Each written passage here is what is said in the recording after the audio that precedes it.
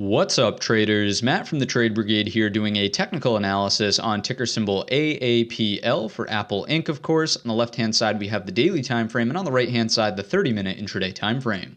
First things first, this will, of course, be an update. We've talked about the stock regularly on the channel now for quite some time. It's also something I watch very closely intraday. The main thing I want to talk about in today's video is the complicating factor and why this level at 168 is not going to be as straightforward as it may seem. So traditionally, on any other chart, if we're looking at a high, a lower high coming into equal lows here, especially in short proximity of time, traditionally, this is a breakdown point, right, at 168. However, complicating factor in Apple is this darn blue line, right? That's the daily 50 SMA.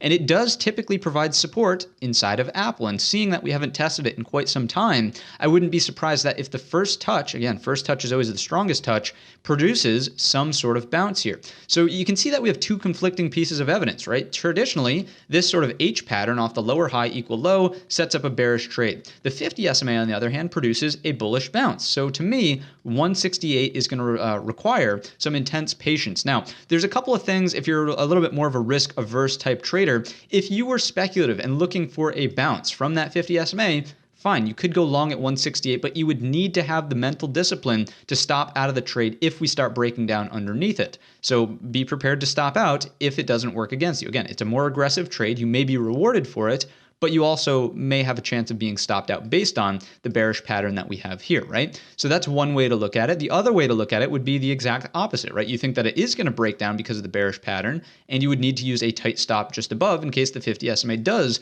produce some sort of bounce. So there are ways to trade this activity here, but just don't be overly attached to some sort of outcome. It's really going to be a difficult one to pull off in terms of, saying for sure it's going to bounce or break down based on everything we've discussed so far. So that's what I'm seeing from the daily. The 30-minute time frame wouldn't really suggest much more than that, just giving us nearly, not quite 100% just yet, but almost a 100% retracement, certainly underneath our 68.2, or excuse me, 61.8. Geez, there we go. So there's your 61.8, firmly underneath that now, a little bit more of a bearish indication. We would look for the full 100% retracement, bringing us to that 168.